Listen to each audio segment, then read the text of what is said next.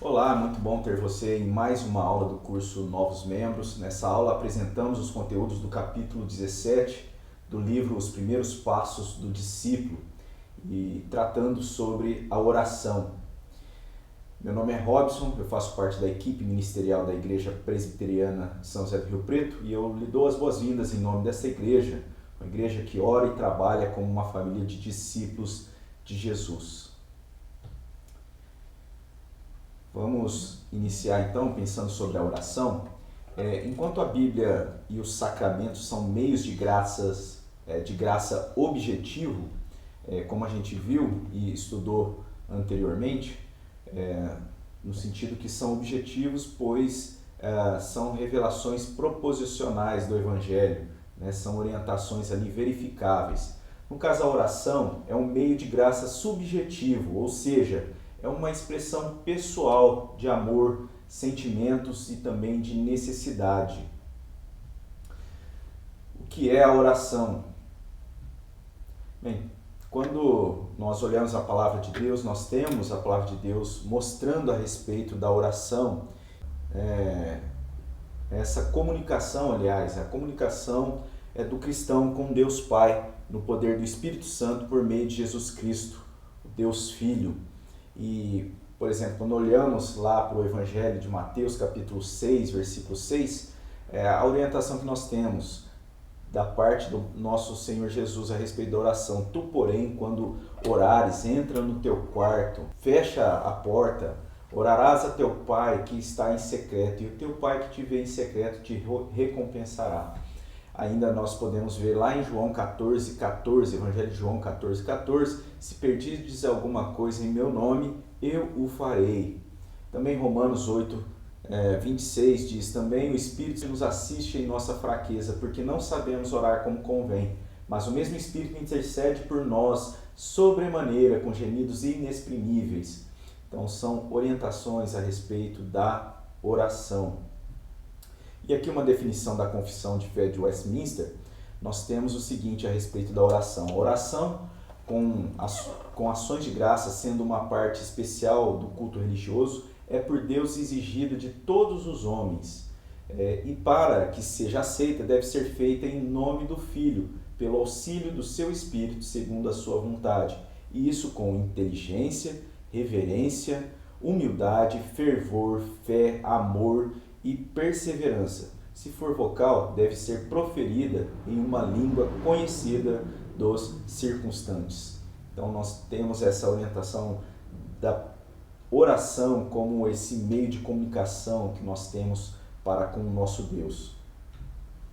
Por que orar? Oramos por 3 razões.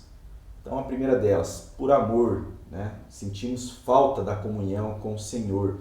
E vale a pena ressaltar que Salmos, né, uma boa escola de oração, está ali nos Salmos, né, no livro dos Salmos.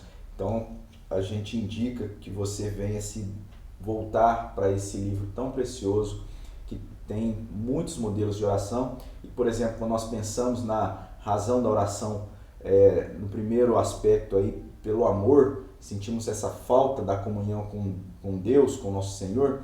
Salmo 42, 1 e 2 diz assim, como suspira a corça pelas correntes das águas, assim por ti, ó Deus, suspira a minha alma tem sede de Deus, do Deus vivo, quando irei e me verei perante a face de Deus. Então mostrando esse desejo, né, o amor. Também por necessidade, somos dependentes de Deus. Salmo de número 70, versículo 5. Eu sou pobre e necessitado, ó Deus. Apressa-te em valer-me, pois tu és o meu amparo e o meu libertador. Senhor, não te detenhas. Então, Salmo 70, verso 5. E também por obediência.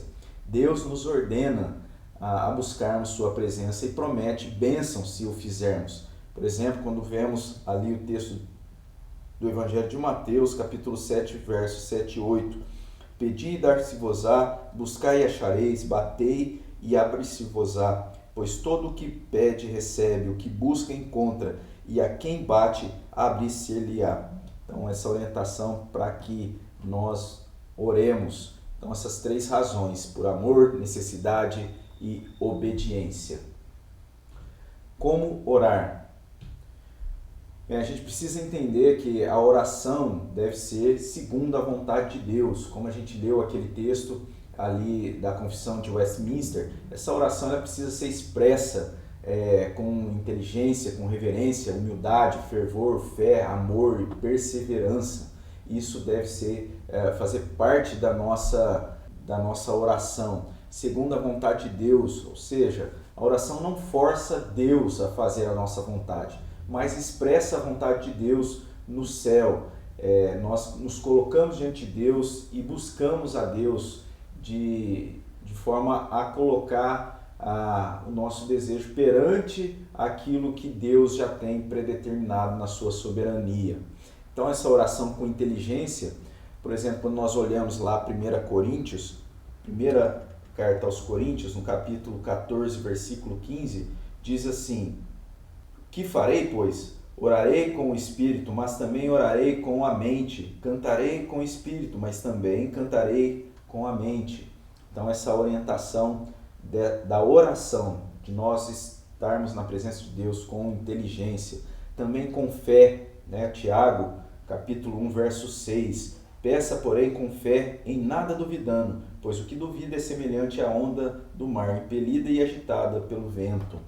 E ainda, com reverência, Salmo 25,14, como eu disse, salmo rico demais na orientação a respeito das orações, da oração. E a oração também deve ser com fervor, com sinceridade e também com simplicidade. Por exemplo, Mateus capítulo 6, Evangelho de Mateus capítulo 6, versículo 5. E quando orardes, não serei como hipócritas, porque gostam de orar em pé nas sinagogas e nos cantos das praças, para serem vistos dos homens. Em verdade vos digo que eles já receberam a recompensa. Ou seja, essa oração não deve ser uma oração de maneira hipócrita, uma oração que está ali simplesmente de aparência. Não, deve ser uma oração sincera, com simplicidade diante de Deus, que conhece as nossas palavras, mesmo antes que elas cheguem aos nossos lábios. Então, por isso, nós devemos expressar com toda sinceridade e simplicidade. A oração do Senhor. Então, nesse momento, eu convido até você ter essa atenção para esse slide. Aqui nós temos esse modelo de oração que é fornecida pelo próprio Senhor Jesus, né? A oração também conhecida como oração dominical ou oração do Pai Nosso. E a oração do Pai Nosso diz assim, que nós encontramos lá em Mateus 9 a 13. Portanto, vós orareis assim: Pai nosso que estás nos céus, santificado seja o teu nome, venha o teu reino, faça-se a tua vontade, assim na terra como no céu. O pão nosso de cada dia nos dá hoje. Perdoa-nos as nossas dívidas, assim como nós temos perdoado aos nossos devedores. E não nos deixes cair em tentação, mas livra-nos do mal, pois teu é o reino, o poder e a glória para sempre. Amém. Então está aí um modelo especial de oração que o nosso Senhor Jesus mesmo nos ensina.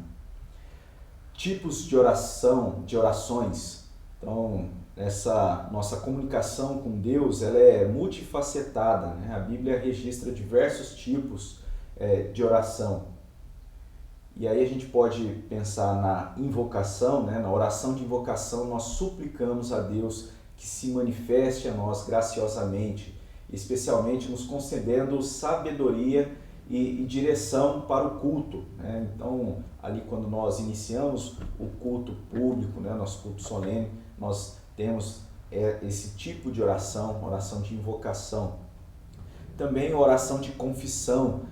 Na oração de confissão, confessamos a Deus os nossos pecados e pedimos a Ele que nos conceda um arrependimento verdadeiro, e fé no seu perdão e na sua graça. E pedimos a Ele também perdão pelos nossos pecados. E também um outro tipo é a oração de adoração ou louvor. Na oração de adoração nós expressamos o nosso amor por Deus, por Ele ser quem Ele é, esse Deus tão grandioso, maravilhoso, um Deus amoroso, um Deus totalmente outro, um Deus sábio, grandioso. Então tudo isso são os tipos de oração, né? De invocação, confissão e adoração. Nós temos ainda um modelo de oração, um tipo de oração, né? Ações de graça.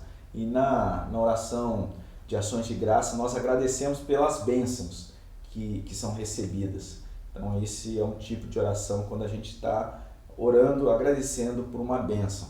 Também um tipo de oração é por súplica, oração de súplicas pessoais. E nessa oração nós pedimos pelas necessidades precisamente. Nós estamos diante de Deus suplicando a Deus que abençoe em uma situação a respeito de uma necessidade específica. Também um tipo de oração é a oração de intercessão. Então mais 3 tipos de oração, né? Oração de graça, de ações de graça, súplicas pessoais e de intercessão. A de intercessão quando nós apresentamos a Deus não só no sentido das nossas necessidades, mas a necessidade de outras pessoas. A gente lembra sempre ali que, por exemplo, na nossa igreja nós temos o nosso boletim constando vários motivos ali para que nós estejamos intercedendo em oração. Ainda falando sobre esse capítulo do nosso livro, a respeito da oração, capítulo 17, se você está acompanhando aí o conteúdo impresso, na página 88 a gente precisa ressaltar uma nota, né, que tem um texto de 1 Timóteo, mas saiu errado, a gente precisa fazer a correção. Então, ao invés de, no início da página 88, ao invés de 2 Timóteo 2, de 1 a 2, o correto é 1 Timóteo, capítulo 2, versos de 1 a 2. E aí eu já aproveito para ler esse texto que diz: antes de tudo, pois, exorto que use a prática de súplicas, orações, intercessões, ações de graça, em favor de todos os homens, em favor dos reis e de todos os que se acham investidos de autoridade, para que vivamos vida tranquila e mansa, com toda piedade e respeito. Supliquemos pelo desejo de orar. Então, daí a gente pensar, é Deus quem nos concede, né, esse desejo de orar. Nesse sentido, nós precisamos pedir a Ele, suplicar a Ele que nos conceda desse desejo. E quando não há o desejo, ou quando há essa ausência, né, desse desejo de orar, é algo preocupante. Pode ser que nosso coração ainda não esteja voltado ao Senhor, ainda não pertença ao Senhor, e pode ser que Deus esteja nos disciplinando. Então, diante disso, a gente deve pensar muito, fazer esse autoexame, né? E buscar a Deus e suplicar para que Ele nos dê fome e sede da Sua presença, um desejo cada vez maior de nos colocarmos diante de Deus em oração. Já caminhando ali para esse fechamento da nossa aula, qual é a relação desse estudo com o ato da profissão de fé, né? A cerimônia de admissão de membros da nossa igreja? Então, a profissão de fé pública, né, o candidato ele é convidado a responder a essa pergunta. Você ou vocês estão resolvidos a fazer uso diligente de todos os meios de graça por Ele ordenado para o bem do seu povo? Então, a resposta do candidato.